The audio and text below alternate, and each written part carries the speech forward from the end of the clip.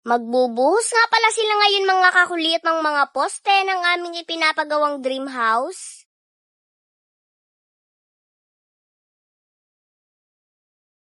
Bali sa video nga pala namin kahapon mga kakulit, naglagay na nga pala sila ng mga forma ng poste ng aming ipinapagawang dream house. Kaya naman ngayong araw nga na ito mga kakulit, kanila na nga itong bubuhusan. Bali 3 poste nga lamang pala mga kakulit ang kanilang nalagyan ng mga forma kahapon. Sapagkat yung ibang forma nga mga kakulit na aming inipon na galing sa ipinagawang dream house ni Tito Ka Dreamers, yung iba ay nabulok na kaya naman hindi na nga rin mapakinabangan. Halos 6 na buwan nga rin palang naka-stock mga kakulit yung mga forma na yon. At kahit meron nga siyang taklob at hindi nga siya nababasa, basta nagamit na ay nabubulok pa rin. Pero may mga ilang piraso pa mga kakulit na mga forma na amin pa rin napakinabangan. At yun nga pala mga kakulit yung ginamit sa 3 poste na kanilang bubuhusan ngayon. Ang strategy na nga lamang mga kakulit na gagawin ng inyong daddy kulit para hindi na nga kami bumili ng mga plywood na gagamiting pang forma. Kapag nabuhusan na yung 3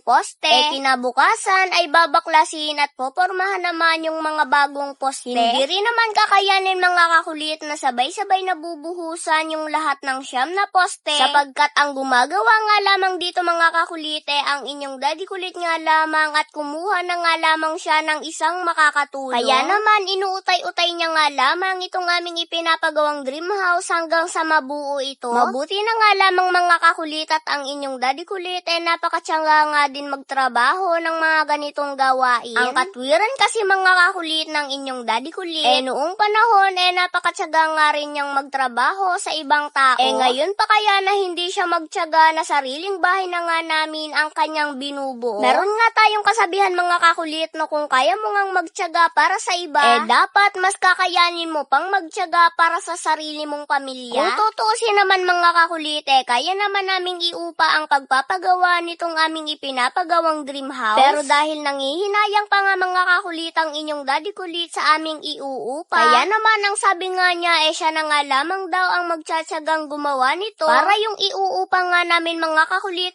maibibili na nga lamang namin ng iba pang mga materyales.